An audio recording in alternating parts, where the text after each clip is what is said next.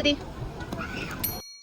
At dahil nga wala kaming itinerary for today's video at bigla ang lakad nga lang ito nga wala ka talaga kaming pupuntahan. Si Arkidandan lang talaga ang may pupuntahan for today's video dahil ang gusto lang naman talaga niya ay maglaro. At ito lang naman yung inaaya niya sa amin, ang maglaro nga siya dito. Actually yung sinasabi nga niya ay kay Jollibee mag-slide. Alang yung Jollibee dito sa SM ay wala ngang slidean. Mabuti na nga lang at may libre nga dito sa may taas. At buti na nga lang din at gabi kami pumunta dito at ito nga't kunti lang yung tao. Kaya naman pagdating nga namin dito ay hindi na nga rin pumila si Arkidandan. Siguro nga pangatlong beses na nga rin niya na mag-play dito kaya naman medyo kabisado na rin niya. Nung unang punta nga namin dito ay pandemic pa. So yung mga bata noon nga ay naka-face mask pa na naglalaro dito. Kaya naman thank you so much Lord kahit papaano ito nga't nakakapag-play na nga yung mga bata na walang face mask. Dahil nga gabi rin to at medyo umuulan din ito nga't kunti lang din yung mga batang naglalaro. Dito mga makikita yung mga iba-ibang ugali ng mga bata. Mga batang super hyper na kagaya ni Arkidandan at may mga batang super shy din. Lalong-lalo na nga yung mga baby girl. Ay naapo girl na girl